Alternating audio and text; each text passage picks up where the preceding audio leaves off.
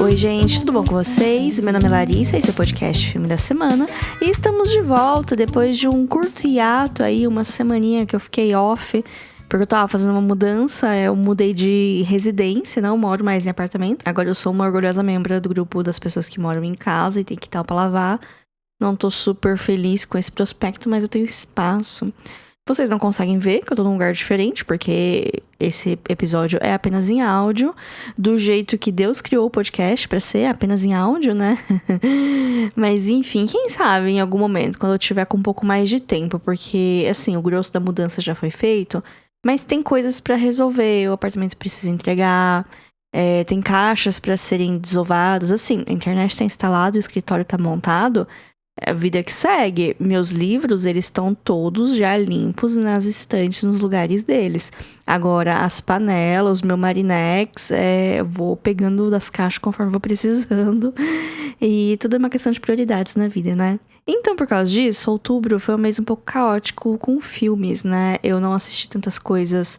No começo do mês, eu não lembro exatamente qual que era o motivo do meu surto no começo do mês de outubro, porque parece que faz tanto tempo já, mas nas 2 últimas semanas eu tava de mudança, então eu não tava tendo tempo pra isso, tanto que eu vi o primeiro filme do meu mês de novembro ontem, eu tô gravando esse episódio no dia 7, eu assisti dia 6, assim, o primeiro filme. Enfim, vamos falar dos filmes de outubro. Eu assisti 6 filmes que são inéditos pra mim, desses 6, metade é dirigido por mulher, e todos são basicamente filmes dos Estados Unidos. Quer dizer, tem um do Canadá, que é em francês, mas quando chegar eu falo dele. Mas antes de falar dos filmes que eu assisti esse mês, que são inéditos pra mim, eu queria abrir uma pequena tangente pra comentar de uma coisa que foi bastante importante no meu mês, que foi o meu surto com o Fantasma da Ópera. Quem me segue lá no Instagram, @filme.da.semana, e também no Blue Sky, @lalariland, apesar que eu não ando muito falante por lá por causa da mudança, eu só tava focando numa rede social, só tava tendo tempo de ver uma rede social, pra ser bem sincera. Mas eu comentei que eu fiquei um pouco surtada com o Fantasma da Ópera. Na verdade, tudo começou com 2 filmes que eu vou falar aqui no episódio, que eles têm uma vibe meio gótica. E eu entrei nessa onda gótica e eu falei que é coisa mais gótica do que Fantasma da Ópera, que é coisa mais, assim, sombria e romântica e com uma estética especial do que você morar. Quer dizer, eu não sei se a Christine mora na ópera, mas enfim, você tá lá na ópera e você é seduzido por essa figura misteriosa que canta, tem a voz de um anjo, mas ele é meio esquisito. Mas enfim, eu entrei num surto por causa do Fantasma da Ópera. Eu revi o filme de 2004, do Joel Schumacher. Um filme que, quando eu era mais nova, eu gostava muito. Hoje em dia eu não gosto tanto. Tanto quanto o filme, quanto a adaptação. O que é curioso, porque é uma adaptação extremamente fiel do musical. Mas são mídias diferentes. E às vezes não é porque é fiel que torna algo bom ou torna algo agradável de ver. Não sei. Mesmo assim, eu ainda acho meio guilty pleasure. Porque por mais que eu entenda que não é um filme muito bom, a história não é lá das melhores, a questão da adaptação, a questão dos atores que escolheram pra cantar, nenhuma das escolhas que foram feitas foram as melhores escolhas possíveis, mas mesmo assim eu gosto do filme. Ele não tá disponível em streaming nenhum, mas eu tenho o DVD, porque eu era obcecada com esse filme quando eu era adolescente, então eu fiz uma cópia do DVD da locadora, e essa cópia desse DVD da locadora continua funcionando depois de, sei lá, 17 anos. Faz muito tempo. Nesse surto eu também assisti a versão do musical, que tem no YouTube, que é a versão do aniversário de 25 anos, que não é exatamente, tipo, o musical mesmo. É uma versão especial que eles fizeram no Royal Albert Hall. Não sei quem tem as referências de teatro, mas o Royal Albert Hall não é um teatro. Ele é uma sala de concertos, então ele não tem uma estrutura que um teatro precisaria, principalmente uma peça complexa que nem o Fantasma da Ópera, que você precisa de palco, você precisa de espaço embaixo do palco, espaço em cima do palco, espaço pro candelabro cair, porque tem isso no musical, né? O candelabro cai na hora, né? Enfim, na divisão entre atos. Então, essa versão dos 25 anos não tem isso, tem muita coisa que no musical é efeito prático e no especial acabam sendo projeções, né, por causa das limitações do lugar, mas tem todo o glamour de ser no Albert Hall, não sei o que tem, não sei o que lá e tal. E é muito bom, é muito legal. Eu acho que é um dos meus elencos favoritos da peça, porque eu já vi muitos pedaços com atores diferentes e, enfim. Esse foi o meu surto com o Fantasma da Ópera. Eu comecei a ler o livro, eu li acho que 5 capítulos, depois o surto meio que passou e eu tinha outras coisas pra fazer. e tá lá parado. Se eu vou continuar a ler, só o tempo vai dizer, ou se vai ser abandonado. Só o tempo vai dizer. Teoricamente, eu ainda estou lendo Ligações Perigosas.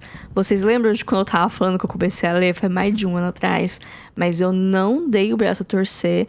Eu não desisti do livro. Uns meses atrás, eu até peguei ele pra ler, que eu tive um chá de cadeira aí numa situação que eu fiquei 2 horas numa sala de espera. E eu fiquei essas 2 horas lendo as Relações Perigosas. Avancei uns 10% do livro. Mas enfim, esse foi o começo do episódio de hoje. Essa introdução, essa contextualização da minha vida, que eu não sei se importa pra vocês, mas foi uma parte muito importante do meu mês e também um dos motivos de eu ter visto um pouco menos de filme, porque eu tava meio surtada com esse negócio do Fantasma da Ópera, né, e eu acabei não vendo os filmes. Aliás, um dos filmes que eu vi que são inéditos pra mim tem a ver com esse surto, mas quando chegar lá vocês vão entender. Quem acompanha os meus episódios assistidos do mês conhece mais ou menos a estrutura. Agora eu vou falar de filmes que são inéditos pra mim.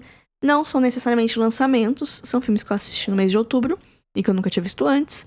E eu falo na ordem da minha preferência. Eu começo falando pelo que eu gostei menos e vou gradativamente gostando um pouquinho mais até terminar com o meu favorito do mês. Mesmo assim, essa ordem é completamente arbitrária, porque tem meses que eu assisto muitas coisas boas, aí eu vou falando um atrás do outro e não tem necessariamente uma ordem de preferência.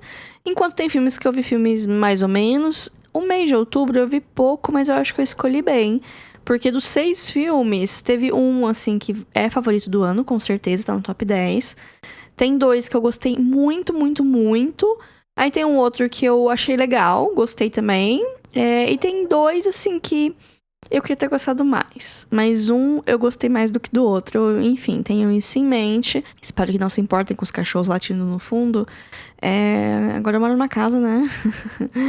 Não tem o barulho do vizinho batendo com a maquita ou andando com salto no andar de cima, mas agora tem quintais vizinhos, né? Então, enfim. A qualquer momento pode cair uma manga aqui na janela e aí vai fazer um ploft que eu não vou ouvir, que eu tô de fone, mas vai captar no áudio com certeza. Mas enfim, vamos lá. O filme que eu menos gostei esse mês é Tipos de Gentileza, um lançamento de 2024 do Yorgos Lanthimos, o diretor grego que tá trabalhando pra caramba.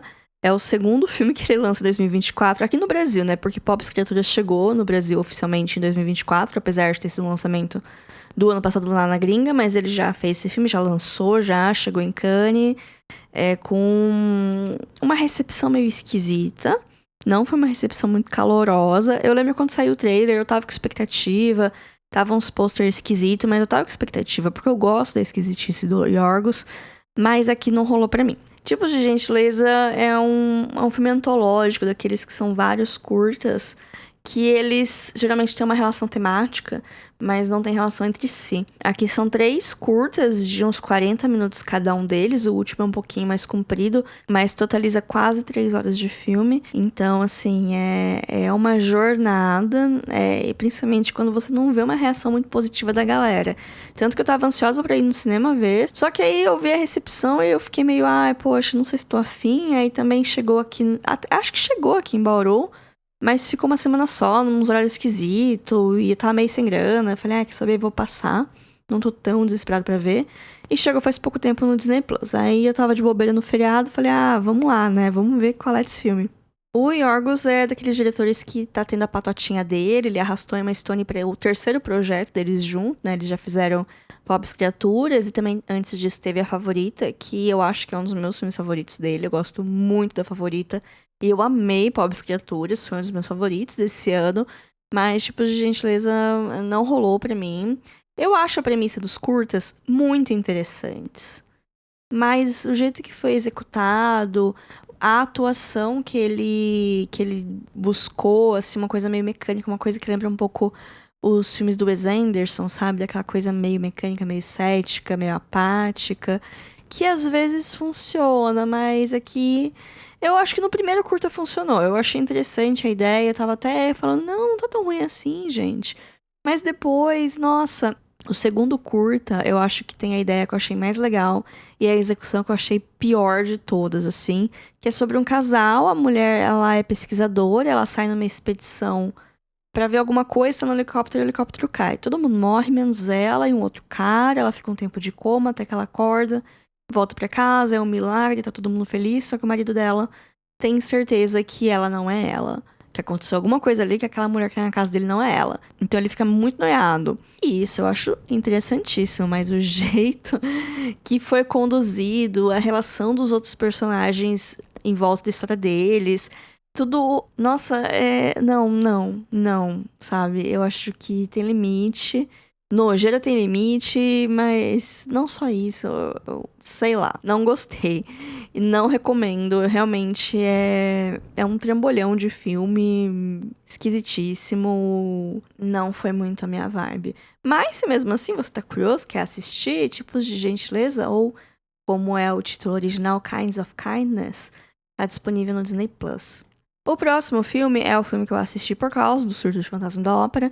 Eu queria assistir adaptações, mas parecia que nenhuma das adaptações era boa, igual ao musical, porque eu parei a pensar que eu acho que o que eu gosto no Fantasma da Ópera é que ele canta e que ele tem aquele ar meio de galã. Vamos ser sinceros aqui. Às vezes eu sou rasa e fútil, sabe? Eu só quero um cara bonito, misterioso, com algum mistério em volta daquela máscara que ele usa na cara, que tem a voz de um anjo, enfim. Mas daí eu assisti Fantasma do Paraíso, um filme de 74, do Brian De Palma. É um filme que vem antes do musical, porque o musical da Broadway estreou em 1985, se não me engano. Então, o Fantasma do Paraíso é uma das adaptações musical da Broadway, né? E aqui vou falar uma coisa polêmica. Eu não conheço muito do cinema do De Palma. Eu acho que dele eu só assisti o primeiro Missão Impossível, que eu não gosto muito. Eu não acho o pior Missão Impossível. Pra mim, o pior Missão Impossível é o 3, que é o único Missão Impossível que eu acho ruim. Mas o primeiro Missão Impossível, pra mim, não fede nem cheira. Eu não acho ele ruim, mas eu também não acho ele bom. Como os mais recentes. Ai, que raiva. Eu assisti todos os Missão Impossível ano passado, não sei por quê, porque aconteceu alguma coisa na minha cabeça. E eu queria não gostar, porque eu não gosto do Tom Cruise, mas a cada filme ficava mais legal. Aí eu falei, meu Deus, que legal. Esse senhor que tem a idade do meu pai, pilotando uma moto e pulando do penhasco. Mas enfim. Fantasma do Paraíso é um filme dos anos 70 e tudo nele exala anos 70. É a estética, é as músicas, é a história esquisita, é a tensão sexual entre todos os personagens. Tem muitas leituras queer que podem ser feitas desse filme. Ele é muito esquisito e eu acho que o fato de eu não ter gostado muito das músicas ajuda eu não gostar muito do filme, porque se eu tivesse gostado das músicas, eu ia gostar muito mais desse filme do que eu de fato gostei. Eu fui muito de coração aberto pra gostar, eu queria gostar. E eu achei um pouquinho enfadonho, mesmo ele tendo só 1h30. Ele tem um quê de Fausto também, que aí eu fiquei meio... tá... Não é como se o Fantasma da Ópera não tivesse temas o suficientes pra serem abordados, pra você tacar um outro clássico aí no meio, né? Mas também um fato que não ajuda eu gostar é que a gente vê o fantasma antes dele ser o fantasma. É uma das histórias em que o fantasma não nasceu com a desfiguração no rosto dele, porque no livro e no musical ele nasceu daquele jeito, mas tem algumas versões que colocam acidentes pra ele estar daquele jeito. O que é curioso, porque parte da revolta dele no livro e, consequentemente, no musical, apesar de não ir muito pra esse caminho, mas no livro, principalmente, porque eu já li o livro, tá? Eu tô relendo agora, mas quando eu era adolescente, eu era muito surtada com o Fantasma da Ópera. Então eu li o livro na época. Eu lembro um pouco, eu confesso que eu ouvi alguns resumos pra lembrar de algumas coisas, mas relendo, não cheguei nessa parte ainda, mas eventualmente eu vou chegar, não vou abandonar esse livro, não. Mas uma das coisas do fantasma ser do jeito que ele é, meio malquinho, meio vingativo, que faz lá as coisas que ele quer fazer, é por causa dessa desfiguração dele, por causa do jeito que ele é desde que ele nasceu, o mundo sempre foi muito cruel com ele, então ele acaba sendo cruel com o mundo de volta, né? É a resposta dele, é o jeito dele de lidar com toda essa rejeição. Não tinha CAPS na época, não tinha psicólogo, não tinha Twitter pra você chorar suas mágoas. Então era o jeitinho dele. Então, as histórias em que o fantasma ele passa pela desfiguração e aí ele fica maluco, tem uma outra coisa, tem uma outra linha narrativa que pode ser pegada a partir daí, mas eu acho que perde uma das coisas, não necessariamente fundamentais, mas uma das coisas mais interessantes do livro do fantasma, que é esse sentimento de revolta que ele tem, que é muito parecido com o sentimento de revolta que Heathcliff tem no Morro dos Ventos Vivantes, por motivos semelhantes. Heathcliff é notavelmente descrito como uma pessoa não branca. A pele dele é escura. Qual é a nacionalidade, qual que é a etnia dele, é debatível e não é o ponto. O ponto é, ele não é um homem branco naquela sociedade e todo mundo trata ele mal apenas por causa disso. E aí, por isso, porque todo mundo sempre tratou ele muito mal, ele começou a tratar mal as pessoas de volta e todo mundo fica, ai, nossa, meu Deus, que homem mal educado, ai, tinha que ser assim mesmo. E isso meio que é a essência do personagem. Então, adaptações de Morro dos Ventos Vivantes, que o Heathcliff é um homem branco, meio que perde o negócio, né? Porque aí, se você tira essa complexidade dele, ele só é um cara mal educado e comete alguns crimes ainda, mas enfim. Eu passei muitos panos pro Heathcliff enquanto ele cometia apenas contravenções, mas depois que ele começou a cometer crimes, aí eu fiquei meio, ok, né? Vamos lá. Mas eu defendo um pouco o Heathcliff. Mas, nossa, por que eu tô falando disso? Fantasma do Paraíso. O cara que é o fantasma, ele é um cara, um músico, uma coisa meio Elton John, assim, vamos lembrar, anos 70. Ele toca o teclado. Ele faz uma ópera rock do Fausto, né, que é um dos temas da história. E ele vai apresentar pra um produtor lá, e o produtor fala, beleza, passa lá no meu estúdio segunda-feira. E aí ele começa a dar um ghost no rapaz. E aí depois ele descobre que esse produtor roubou a peça dele, né, as músicas dele.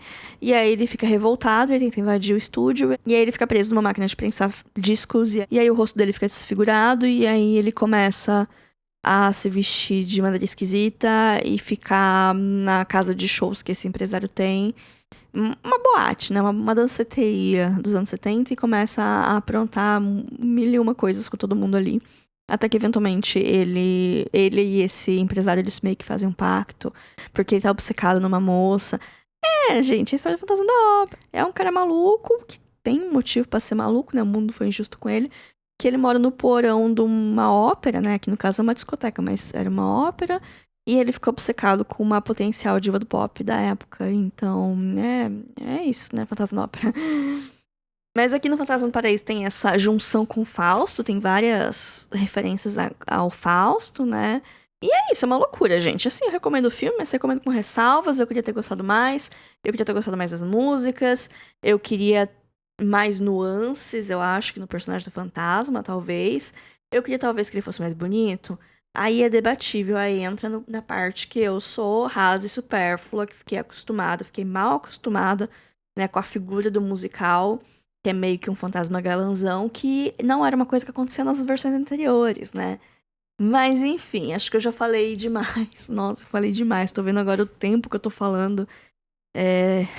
Deus me ajude nessa edição. E vocês também, né, de ficar ouvindo eu falar pensamentos desencontrados.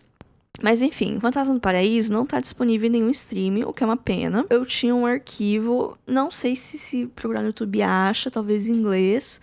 Mas é um filme, assim, que se você tiver a oportunidade de ver, acho que vale uma curiosidade, sim. Eu acho que vale uma referência. Eu gosto da roupa do fantasma, da máscara dele, que parece uma coruja maluca, sei lá. Enfim. Percebam que esses foram os filmes que eu menos gostei do mês, mas tem um degrau imenso entre eles. Tipos de gentileza, eu dei 2 estrelas, eu acho que eu fui gentil. Enquanto que Fantasma do Paraíso eu dei 3 estrelas e meia, e eu também acho que eu fui gentil. Mas eu gostei muito mais de Fantasma do Paraíso do que de Tipos de Gentileza. Agora, daqui pra frente, eu gostei dos filmes e eu recomendo sem tantas ressalvas. O próximo filme é A Procura do Amor, ou o título original Enough Said, um filme de 2013, dirigido pela Nicole Holofcener. Nunca tinha visto nada da diretora. E esse filme é uma comédia romântica. Só que ela tem um diferencial que eu acho bem interessante, porque o foco é num casal mais velho. São 2 pessoas que elas são divorciadas há muito tempo e que as filhas dos dois estão saindo de casa. Então eles estão passando por esse momento de ninho vazio, né, de mudança de rotina, que já não bastasse o divórcio que aconteceu alguns anos antes, né, que muda a rotina, agora, né, os respectivos filhos estão saindo de casa, então mais uma mudança de rotina, e eles estão na casa dos 40, 50, não tenho muita certeza, mas são pessoas mais velhas, assim, com vidas, com coisas, com costumes e hábitos esquisitos, E isso é bem legal. Os protagonistas são a Julia Louis-Dreyfus, que talvez vocês conheçam ela da série VIP. Não sei se vocês lembram da HBO, que ela ganhou todos os Emmy de comédia. Enquanto o VIP tava no ar, ela ganhou todos os Emmy que dava pra ganhar. Mas ela também fez... Ela fez Seinfeld. Ela é bem antiga, assim, da comédia. Tem uma outra série também que ela fez que é bem conhecida nos nichos da galera que acompanha a série, que é As Novas Aventuras da antiga Christine. E ela é muito mais uma pessoa da TV mesmo. De filme, ela fez algumas coisas. Ela tá na Marvel, porque quem não tá na Marvel, né? Eu nem sei descrever que papel que ela faz. É uma agente lá. Acho que ela aparece no Pantera Negra 2... Eu acho que aparece em alguma série da Marvel também. Ah, enfim. É um rosto conhecido. Se vocês procurarem no Google, vocês vão saber quem é. E o par romântico é o James Gandolfini, que vocês talvez conheçam como Tony Soprano. Também é um cara de TV, ele tem alguns trabalhos no cinema, mas ele é muito mais conhecido pelo trabalho dele de TV, principalmente em Sopranos, que eu não assisti ainda, tô devendo essa. Mas quem viu fala que é a maior série já feita na história. Infelizmente, ele faleceu pouco tempo depois que esse filme saiu. E eu tô chocada, porque eu lembro de quando ele faleceu. Agora eu tô vendo que foi 2013. E aí, isso bota em perspectiva um pouco a idade também, né? Mas enfim, eles são esse casal. Um casal meio improvável. E o jeito que eles se conhecem é uma série de coincidências e coisas que dão certo, mas dão errado, né? Por exemplo, a Eva, que é a protagonista, ela tem um casal de amigos, que é a Toni Collette, e um outro cara lá que eu não lembro quem que é, mas tem a Toni Collette, que é a amiga dela. E eles vão sair, eles vão numa festa, e aí ela conhece uma outra mulher. E elas ficam muito amigas, e aí essa amiga fica falando mal do ex-marido. Só que aí nisso... Nessa mesma festa, ela também conheceu um cara. E assim, não é aquele negócio de amor à primeira vista, o interesse à primeira vista, eles até brincam sobre isso. Mas aí aquele negócio, sabe? Ah, ele conta uma piada aqui, ela conta uma piada lá, eles riem, quando vê, eles estão saindo juntos. É meio que essa vibe que eles têm. Então, eles percebem que eles têm uma química legal, que eles gostam de passar tempo um com o outro. E enquanto isso, também ela fez essa outra amiga nova, que fica falando mal do ex-marido. E aí, vocês podem imaginar pra onde isso vai. É o cara que ela tá saindo, depois ela descobre que é o ex-marido dessa nova amiga dela. E ela fica, meu Deus, como que eu vou lidar com essa situação? E ela simplesmente não lida, porque é uma comédia romântica, onde as coisas elas vão escalonar até ficar uma situação insustentável pra todo mundo. Eu gostei muito desse filme. Eu achei ele divertido, eu achei ele leve, porque mesmo quando ele começa a ficar meio, tipo, meu Deus, essa situação, não sei como que vão resolver. E realmente, tem o peso que merece ter, mas também é resolvido com a facilidade de um filme, algumas coisas, outras nem tanto, mas eu gostei bastante desse filme. Eu achei que ele tem um... Não vou dizer que ele tem um tom realista, porque ainda é uma comédia romântica, mas... Ele tem o pé no chão quando precisa ter o pé no chão, ele é fofo quando precisa ser fofo. Eu gostei. E também gostei do foco no casal mais velho também, que não é uma coisa que a gente vê sempre. Também tem um lado da relação dela com a filha dela, e essa parte é bonitinha também. Também fala sobre relacionamentos, né? A relação dela com o ex-marido dela, que não é uma relação de ódio, eles têm que criar a filha juntas. Eles aprenderam a ser colegas, assim. Ele depois casou com uma outra mulher. Então, eu gosto muito de filmes que mostram como as relações humanas são complexas. A Procura do Amor tá disponível no Disney+. O próximo filme é um filme que entrou no meu radar ano passado, na época da Mostra de São Paulo. Então, mais ou menos um ano atrás. Eu achei o título muito engraçado, porque eu acho muito curioso nomes com títulos muito extensos. Às vezes eu acho pretencioso, às vezes eu acho engraçado. Depende do meu humor e também do quão o filme quer ser engraçado. E aí esse filme ficou no meu radar, mas ele nunca que chegava em lugar nenhum. Até que do nada o Sesc aqui de Bauru fez uma mostra no mês passado com um filme sobre vampiros. E esse era o filme que abria essa mostra. E eu falei, gente, é a minha oportunidade. Porque esse filme não tá em streaming nenhum. Eu acho que ele nem tem, assim, uma distribuidora aqui no Brasil. Que é Vampiro Humanista Procura Suicida Voluntário. Olha esse título. E o pior é que esse título é literalmente a sinopse do filme. Esse é o filme que eu falei que é canadense. Ele é dirigido pela Ariane Louis Sais. Não conhecia a diretora também. Ele é em francês, porque é da parte francesa, do Canadá. Ele é um filme super indie, assim, sabe? Aquela vibe de filme indie, que a protagonista é meio esquisitinha, e o interesse amoroso ainda mais esquisitão. E aí eles criam uma relação entre eles através da música, através do gosto muito específico de música. E se passa sempre à noite, porque ela é uma vampira, ela só pode sair à noite. Então tem aquele negócio mais escuro das ruas à noite, é muito urbano, então se passa muito na cidade. Ela sempre tá de preto, ele também. Mas enfim, a protagonista é a Sasha. Ela é uma vampira de 65 anos. Mas para os vampiros ela é uma adolescente. Você lê ela como adolescente, é uma menina jovem. E ela é uma pessoa muito empática. Uma vampira muito empática, no caso. Ela não consegue caçar, né? Porque os vampiros precisam caçar suas presas pra matar e tomar o sangue, né? É meio que a lore dos vampiros é isso. Só que ela não consegue nem que os dentes dela aumentem, porque tem isso no filme, né? Os dentes de vampiro, eles só crescem na hora que eles vão se alimentar. Até porque o filme sugere uma estrutura de vampiros na sociedade muito complexa e bem estabelecida. Que o filme não perde tempo explicando porque aquilo é daquele jeito, mas pelas coisas que acontecem você percebe, meu Deus, tem muitos vampiros nessa cidade pra fazer o que tá acontecendo acontecer. E aí ela não consegue caçar, e os pais dela caçam pra ela, até que tem uma hora que a mãe dela tá meio cansada e fala, chega, a gente vai cortar sua mesada de sangue, você vai ter que aprender a caçar, você vai passar um tempo com sua prima que mora no centro da cidade, ela vai te ensinar a viver e tal, e aí ela fica meio assim, porque ela quer comer, né, ela precisa tomar sangue, mas ela não quer matar ninguém.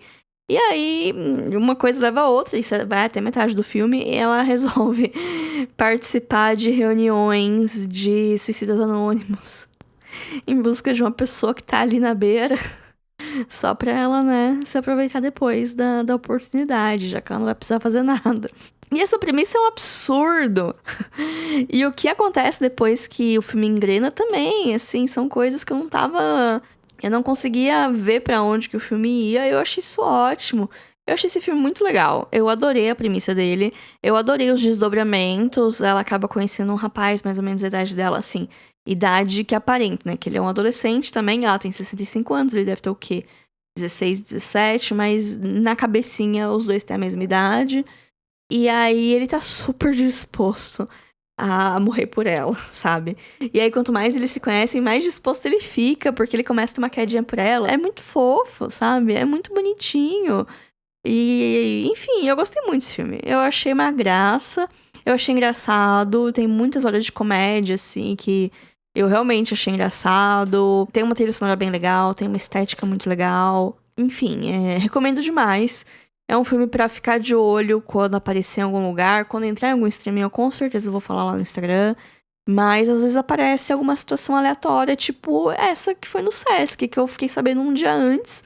E eu falei, meu Deus, é a minha oportunidade. E foi ótimo.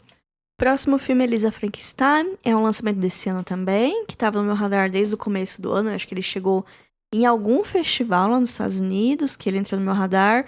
E aí, do nada, ele apareceu no Prime Video. Fiquei feliz. Ele é dirigido pela Zelda Williams, que é filha do Robin Williams. Nunca tinha visto nada dela, mas fiquei bastante feliz com esse filme, que eu não esperava nada. Eu vi um certo burburinho em alguns nichos muito específicos da internet, mas eu vi burburinhos mistos. E aí eu falei, vou deixar minha expectativa lá embaixo, até porque é um filme adolescente, não sou tão fã de filme adolescente assim. Então, assim, dei play sem grandes pretensões. Eu vi algum dia à noite, depois do serviço, eu tava cansado, eu queria uma coisa leve, por assim dizer. Eu tava na vibe gótica, então eu tava atrás de filmes de terror, mas não queria nada que eu fosse muito pesado. E aí eu achei que esse filme ia ser de boa e foi. Eu adorei esse filme. Eu tava no mindset corretíssimo pra curtir essa história. Eu adorei. É um filme que ele mescla muitas coisas, muitos elementos de terror, muitas coisas dos anos 80, porque ele se passa nos anos 80, ele tem essa estética muito presente. E ele cria uma coisa nova. Eu acho isso bem legal, de pegar esse monte de referência, esse monte de coisas e criar algo novo, algo com personalidade. A roteirista do filme é a Diablo Code. Tem uma vibe meio Garota Exemplar. E eu vou falar que eu gostei mais desse filme do que Garota Exemplar. Talvez seja uma opinião polêmica aqui. Mas enfim, eu não revi Garota Exemplar depois de adulta. Eu só vi adolescente. Eu achei ok. Não vou falar de Garota Exemplar aqui porque não é um assunto. Lisa Frankenstein é sobre uma jovem, uma adolescente que chama Lisa. O sobrenome dela no filme não é Frankenstein, mas enfim. Ela é uma adolescente não exatamente rebelde, mas ela é diferente das outras garotas, sabe? Ela é a deslocada da turma, que não é amiga de ninguém. Ela não é fútil, que tem as meninas populares. Ela gosta de ler e refletir sobre a vida. E ouvir música que ninguém conhece, sabe? Enfim, é a vibe. E aí, com isso, ela passa muito tempo num cemitério abandonado que tem ali perto, porque sim, porque é história. E aí ela é meio obcecada com uma estátua de lá, muito específica. Até que numa noite tem uma tempestade, cai um raio em cima da estátua e olha só, o morador daquele túmulo volta à vida, na forma de um zumbi. E aí esse zumbi vai pra onde? Pra casa dela, porque era ela que tava sempre lá, sei lá como, se ele cheirou ela até chegar na casa dela, enfim, invade a casa. Tem toda uma sequência meio cômica, meio assustadora no começo, que depois vira cômica, dessa invasão da casa. E aí ela resolve cuidar dele, já que ele tá lá, né, eles meio que se entendem, não conversam, porque é uma coisa maravilhosa. Ele não fala um A nesse filme. E com o tempo ele vira meio que interesse amoroso, assim. No começo não é tanto, mas as coisas eventualmente vão pra ele se tornar um interesse amoroso. E ele fica mudo o filme inteiro, porque ele não tem cordas vocais. E eu acho isso meio revolucionário, sabe? Na história das comédias românticas. Um homem silencioso. Talvez seja a fantasia de muitas mulheres aí. Mas o fato é que, como ele, né, é um zumbi, tem várias partes do corpo dele que estão faltando. E aí começa como um desentendimento, assim, uma situação meio chata que acontece e alguém morre. E aí ele fala, já que essa pessoa está morta, vamos usar essas... Ele não fala, né, mas o filme dá a entender, vamos usar essas partes do corpo que ela não tá mais usando pra, né, me transformar numa pessoa melhor. E aí isso, obviamente, escalona até os dois deixarem um rastro de sangue pela cidade, o que anda lado a lado com o drama de amadurecimento da própria Lisa, que ela se torna uma mulher confiante, uma mulher que se veste muito bem, com roupas muito específicas, uma vibe meio Cyndi Lauper gótica, sabe? Enfim, maravilhosa. Todas as roupas dela eu queria ter e eu usaria.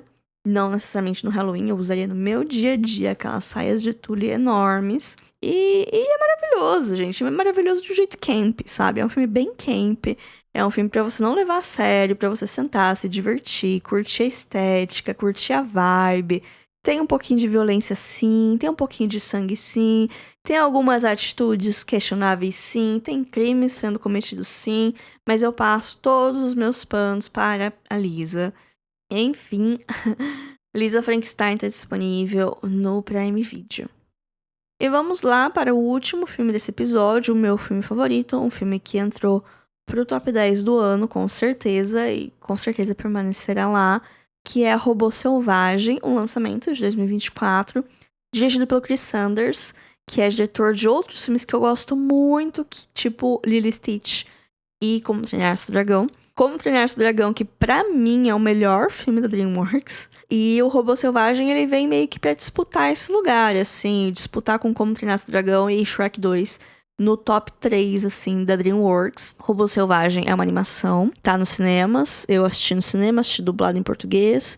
Muito boa a dublagem, o trabalho tá excelente. E Robô Selvagem vai acompanhar uma robô, tá? É uma assistente pessoal, é como se fosse uma Alexa, só que grande, né? Um mix de Alexa com aquela robô lá dos Jetsons, sabe? E ela tava num carregamento indo pra um lugar, esse carregamento sofre um acidente, ela fica à deriva e acaba chegando numa ilha cheia de animais selvagens.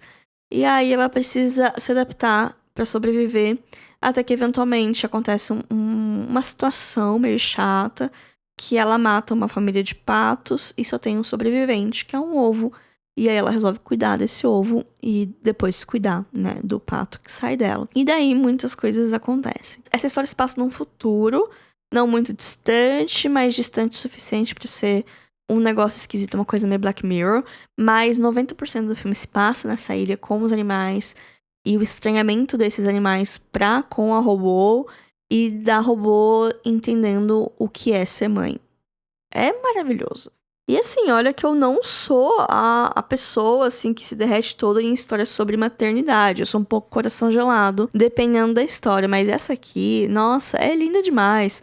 E eu gosto muito também como o filme, ele mescla o drama e o humor, porque é um filme muito engraçado. Ele tem momentos muito engraçados. Ele fala muito sobre o equilíbrio do ecossistema, de que para as coisas se equilibrarem, um animal precisa caçar o outro, sabe? Então tem essa dinâmica na natureza e o filme trata isso como uma coisa normal, porque de fato é uma coisa normal. Pra você ter a natureza e equilíbrio, um animal precisa caçar o outro, um animal precisa comer do outro. Essa sensação de morte, ela tá sempre presente na natureza, e é uma coisa que o filme traz um pouco, eu acho bem interessante, porque eu acho um tópico muito interessante. E também tem esse lado da maternidade, que é um ponto bastante presente no filme. É muito bonito, sabe? E assim, não é uma história super inovadora, não é uma estrutura narrativa super inovadora. Muitas coisas nesse filme já vi de outras maneiras, em outros lugares, mas eu não acho que isso é demérito do filme, porque se a gente parar pra pensar, todas as histórias já foram contadas. O que importa é como você conta a história. Porque, assim, isso em filme, isso em livro, a história, ela é só mais um elemento da narrativa, da linguagem. Não é porque a história é ruim que o filme vai ser ruim, não é porque a história é boa que o filme vai ser bom. São vários fatores que fazem o filme ser bom ou ruim. A história é uma delas, mas não é o todo. E aqui, no Robô Selvagem, tem essa história que ela pode não ser das mais originais do mundo. Tem as mensagens que o filme passa, que também não são coisas que surgiram agora, mas o jeito que o filme lida com tudo é muito bonito. Tipo, é muito delicado. A animação é linda. Tem uma certa estilização nos bichos, porque a maior parte do filme se passa na floresta. A maior parte do tempo a gente tá vendo animais. A gente vê muito poucos humanos. E quando aparecem os humanos, eu não gosto tanto do filme. Pra mim é quando o filme cai. Nos momentos que aparecem os humanos ou nos momentos que tem robô demais. Porque aí a animação também fica aquela coisa meio... não sei, meio Pixar. Enfim. Mas quando tá na floresta, quando tá com os bichos, é lindo, é de encher os olhos. É um 3D estilizado que é muito bonito. Então, pra mim, as melhores partes do filme são as partes na floresta. Pra não falar que eu achei o filme perfeito, eu não gosto muito do final dele. Assim, do último confronto e de como ele se encerra. Eu entendo, eu respeito. Eu queria que fosse um final diferente, mas o confronto final achei um pouco maçante, assim, achei um pouco desconectado do resto da história, e até a parte final, assim, por mais fofa que ela possa ser, ela também desconversa um pouco a premissa inicial do equilíbrio da natureza. Então, enfim, tem algumas questões com o final dele, mas isso não muda o fato da jornada ter sido maravilhosa, de ter sido um filme muito bom. Eu vi no cinema, tem toda a experiência coletiva do cinema de você ver com outras pessoas. Eu chorei, eu fui com minha amiga, ela chorou. Eu escutava outras pessoas chorando e isso me deixava mais feliz por estar chorando, porque a gente tava assim, ali compartilhando esse momento super íntimo e super pessoal de cada um. Por isso que é legal ir no cinema, sabe? Esse tipo de experiência que faz valer a pena. Quando chegar em algum streaming, eu vou panfletar, eu vou querer rever. É um filme que dá vontade de ver várias vezes. Então foi isso, gente. Esses foram os filmes que eu vi em outubro. Não foram muitos, mas eu acho que dá pra pegar uma dica ou outra por aqui. Eu espero que tenha ficado um episódio bacana. Eu espero que eu não tenha aberto tangentes demais. Eu espero que eu tenha fechado as tangentes que eu abri. Que eu tenha encerrado as minhas linhas de pensamento de uma maneira satisfatória. Como já falei, siga-me no Instagram, @filme.a.semana, que lá eu sempre tô postando notícias das coisas, se vai atrasar podcast, quando vai sair podcast, e coisas aleatórias, filmes que chegam no streaming, listas, esse tipo de coisa. Também tô no Blue Sky, @lalariland, lá eu falo quando dá vontade. E tem o TikTok, filme da semana tudo junto, mas eu posto coisa que já tem no Instagram lá, então não tem muito conteúdo inédito por lá. Essas são as minhas redes. Semana que vem espero voltar com um episódio normal. Qual o tema? Não sei, espero pensar logo em breve. Fim de ano vai ter recesso do podcast, não sei quando, mas a gente vai se falando, eu vou avisando. E é isso. Fiquem bem, até semana que vem. Tchau, tchau.